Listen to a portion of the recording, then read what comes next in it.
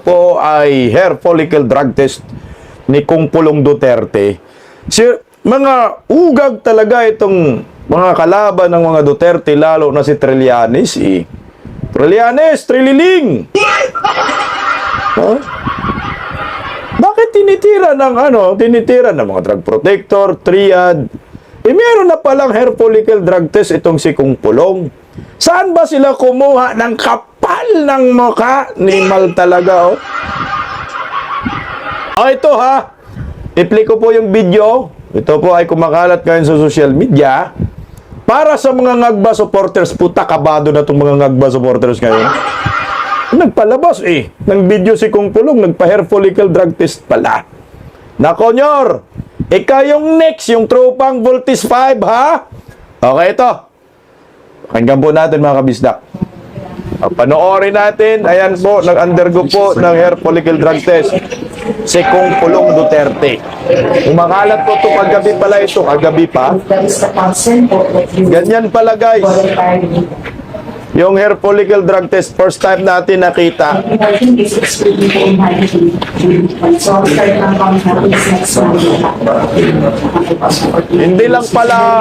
Hindi pala isang buhok lang ang kinukuha. Ayan o, pumirma dyan si Kung Pulong. Ayan na ho, yung buhok. Ayan o.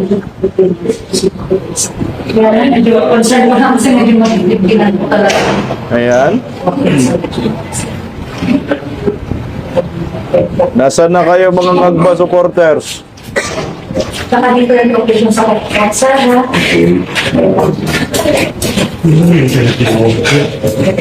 Wala akong dito ba ang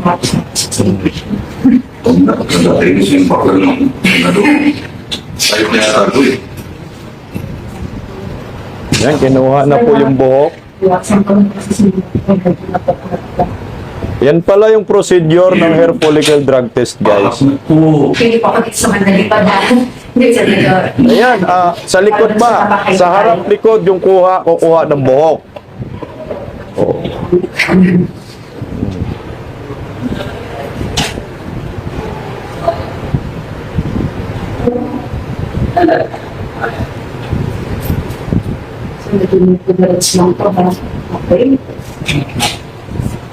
Ayan, kita mo, maraming buhok kinuha, guys. Hindi lang, akala ko yung bubunutin lang, pagugupitan talaga pala.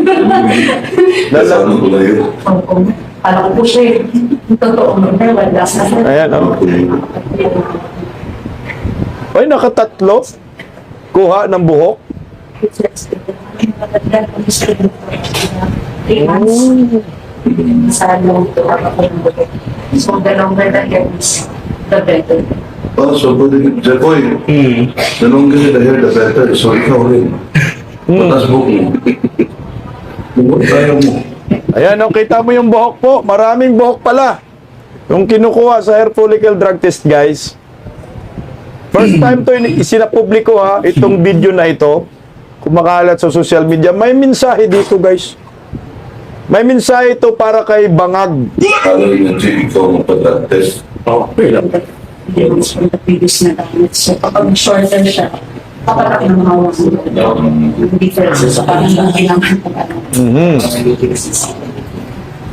So sa'yo.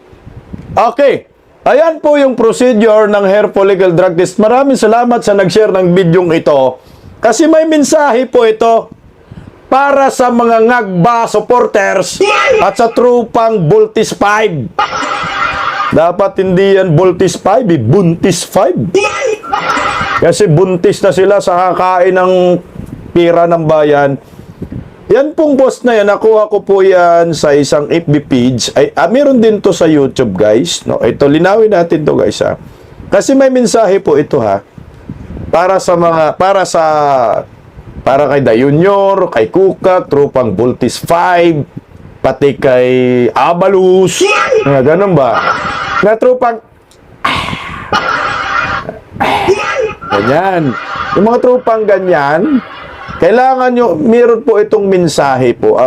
Ang sabi po dito, the Dutertes, no?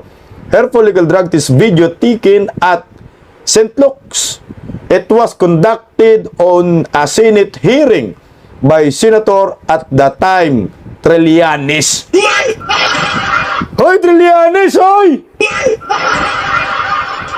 Yung Harmful Legal Drug Test pala yan, ay ginawa pala yan nung nag-imbestiga yan kasi natutulog ka, Trillanes.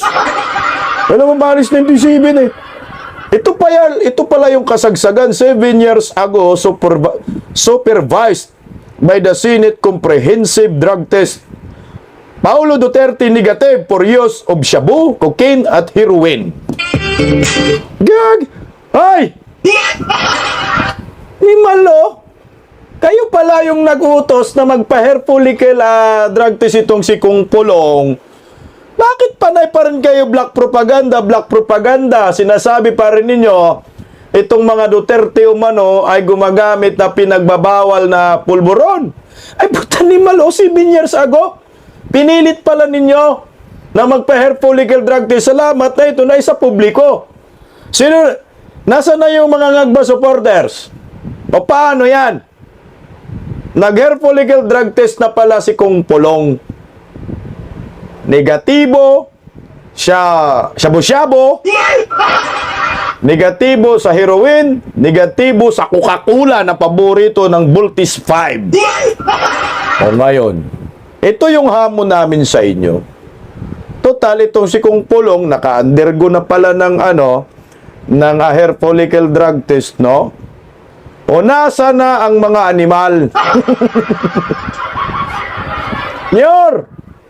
Magpa-hair follicle drug test ka, Nyor. Tropang Bultis 5. Lahat kayo. Yung buong pamilya ninyo. Uy. Kasi ang Pilipino ngayon, hindi na ho napipigilan yung galit dito. Lalo na po paglabas ni Kati. Meron nga po death threat, gurgurin daw eh. No? O nasa na yung mga pagmumukha nyo ngayon? Tapos na pala, mag-hair follicle drug test itong si Kung Pulong. Huwag kayong magtago, lumabas kayo. Patunayan ninyo na hindi kayo mga ngagba dahil mas lalong bumigat ang mga lumalabas na ebidensya laban ho sa inyo, mga nagtestimonya. Galing kay Tatay Digong, Nikki Kusiting, galing dito kay Pedia Lex, Jojo Morales, Maharlika. Ngayon, ito na naman, panibago.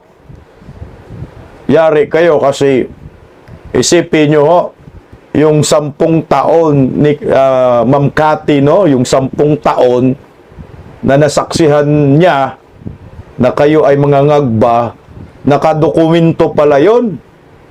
No, nakadokumento, meron palang diary itong babaeng ito, nakalagay sa USB. 150 USB pala iyan.